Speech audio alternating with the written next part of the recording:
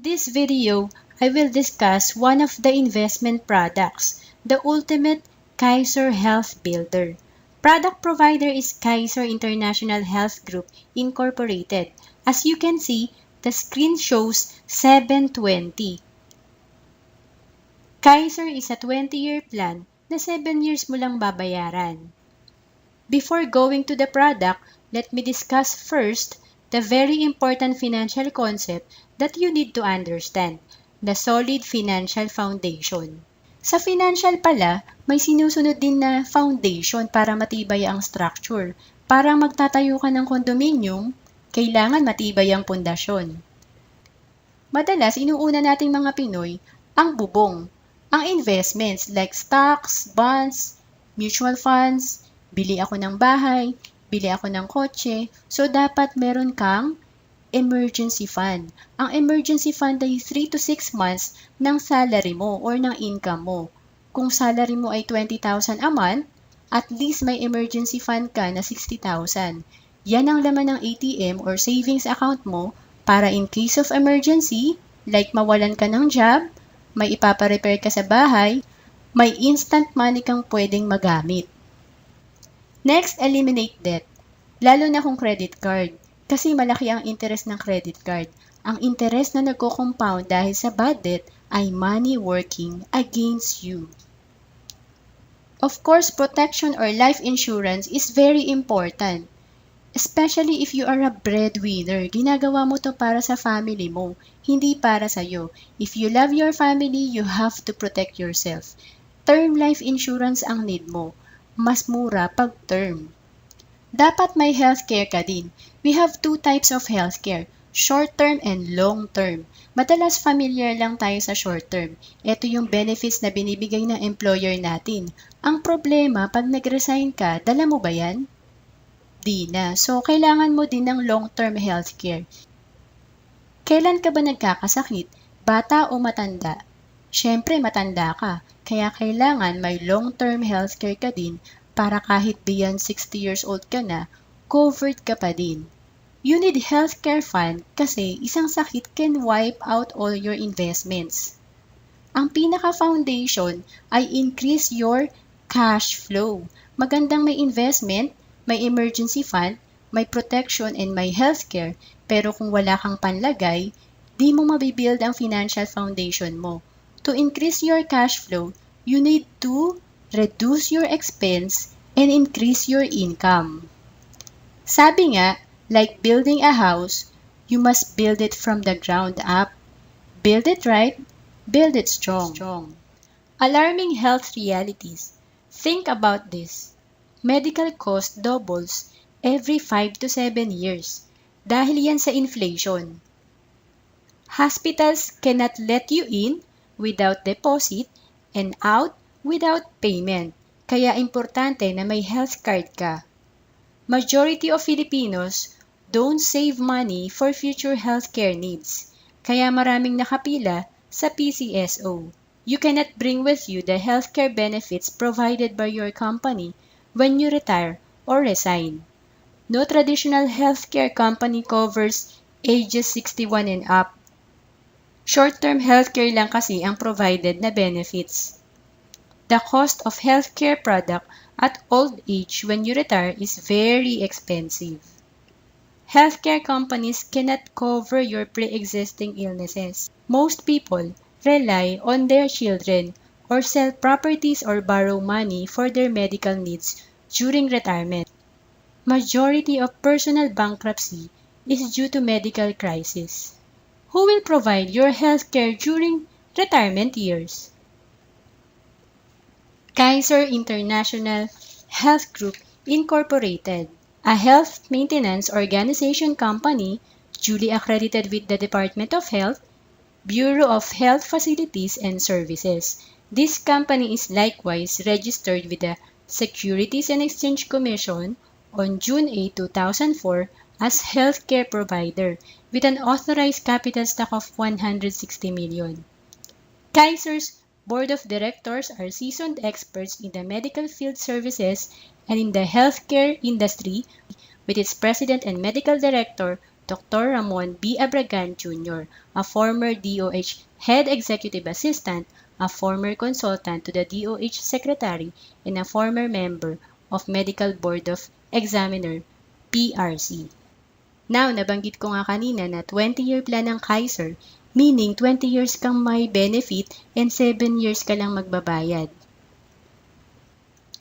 In my example, K100, meaning K100,000. Annual installment amount is 58,821.43 for K100 and the contract price is 411,750. Annual installment of 58,821.43 times 7 years, 411,750. Let us discuss the benefits during the first 7 years sa paying period. First, may annual physical exam benefits ka. Second, may dental health benefits ka, like once a year free oral prophylaxis, unlimited simple tooth extraction, temporary filling.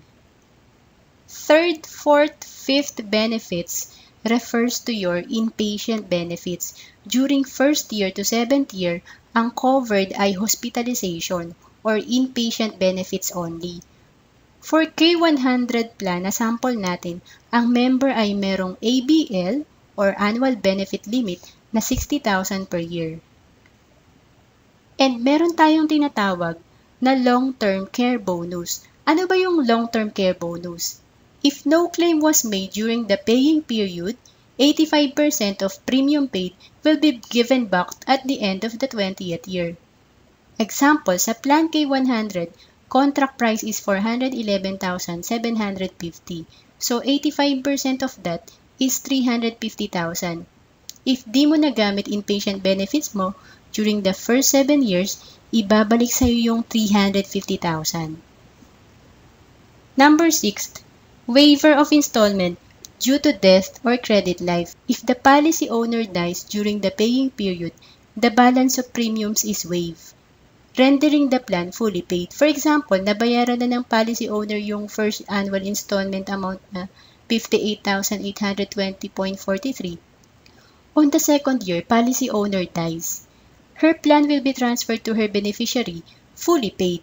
411,750 contract price minus payment made na 58,821.43, which is equal to 352,928.57. Yung balance of premiums na 352,928.57 waive na. Number 7, waiver of installment and premiums due to total and permanent disability.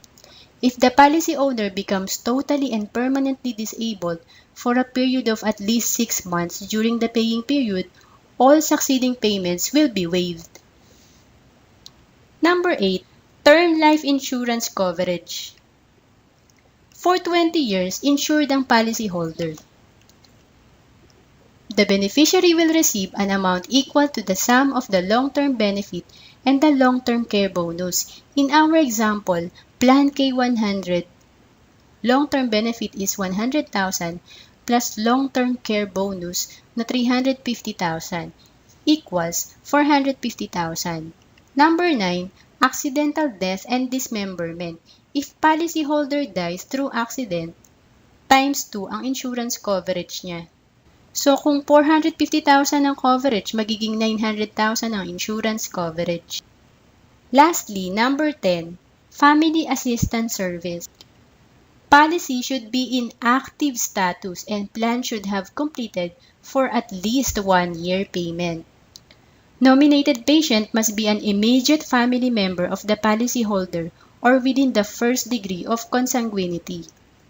Policyholder agrees to avail only the services of Kaiser's accredited doctors and affiliated network of hospitals. Assistance to be provided by Kaiser shall only be to the extent of allowable benefits due to the plan holder under his policy. Prior to discharge of nominated patient, payment should have been settled with Kaiser. If plan holder requested or opted to pay on a term basis, Payment scheme is on a case-to-case basis and subject to Kaiser approval. Please note that this assistance is in accommodation and not considered a benefit of the plan. Hence, approval and denial on the ailment solely depends on Kaiser management evaluation. Let's discuss now the extended period. Ano nga ba yung benefits mo during the extended period? That is on the 8th year to the 20th year. First, you have 10% annual health benefit. Sa sample natin na K100 or K100,000, 10% of 100,000 is 10,000 a year. Kaya makikita nyo, from 8th year to 20th year, may 10,000 a year na health benefit ang policy holder. Kapag di nagagamit ang annual benefit, nag-accumulate lang ang balance earning 10% per year. Kaya yung 10,000 on the 8th year, kapag hindi nagamit, plus 10%, magiging 11,000. Plus 10% uli on the 9th year, kaya magiging 21,000. Then, times 10% uli yung 21,000, kikita ng 2,100, kaya magiging 23,100 plus 10,000, 33,100 ang balance at the end of 10th year. And so on. Second benefit is additional health benefit. On top of annual health benefit sa taas, meron ka ding additional health benefit, ito yung dividend mo. Kasi ang binayad mo sa Kaiser ay naka-invest. On the second year, nag-start na tumakbo ang investment part ng Kaiser plan mo. Kaya on the 8th year, sa sample natin, meron kang additional health benefit na 32,981. Ang additional health benefit mo ay depende sa market. Rate of return ranges from 3% to 13%. Third is long-term care benefit. Kahit magamit mo lahat ng benefits mo from 1st year to 20th year, meron ka pa ring marireceive na long-term care benefit. This is equivalent to your plan. In our example, K100 or K100,000, kaya 100,000 ang long-term care benefit. Fourth is long-term care bonus. Ito yung nabanggit ko kanina na if di mo nagamit ang inpatient benefits mo during paying period, ibabalik ang 85% ng binayad mo. In our example, Plan K100, contract price is 411,750 times 85%, so ang long-term care bonus niya is equal to 350,000. During extended period, you can avail of outpatient benefit, inpatient benefit, maternity benefits, pati pre-existing and dreaded illness covered. Your benefit limit is based on the balance of your health fund. Your health fund balance is equal to annual health benefit plus additional health benefit. For example, on the 9th year, ang fund na pwede mong gamitin is 69,072. Annual health benefit of 21,000 plus additional health benefit na 48,072. On maturity date, that is at the end of 20th year, all your benefits can be converted to cash. In our example, total accumulated benefits with bonus is 1,166,169. This is sum of total accumulated health benefit of 269,750. Yung 269,750, yan yung nag-accumulate mula 8th year to 20th year with 10% rate of return. Plus, long-term care benefit of 100,000 plus long-term care bonus of 350,000 plus additional health benefits of 419,000, the 1,166,169 maturity value includes bonus. Kung di mo nagamit ang inpatient benefits mo during the paying period, kasama yung bonus na 350,000. Option number 1 mo, i-convert sa cash yung 1,166,169. Option number 2, di mo withdrawin, retain mo lang yung 1,166,169. Kung ni-retain mo balance, tuloy-tuloy pa rin health benefits mo kahit beyond 60 years old ka na. tuloy-tuloy pa rin nakikita ang balance ng fund mo ng 10% per year. Kaya sa sample natin, at the age of 60, may fund balance na siya na 6,483,800 at ang 10% nun ay 648,380. At the age of 65, balance ng fund niya is 10,442,224.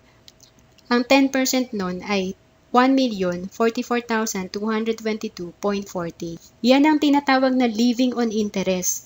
Money working for you. Kasi interest pa lang ng fund mo, pwede nang sumagot ng health expenses mo. Third option, pwede naman yung kalahati ng 1,166,169 withdraw mo.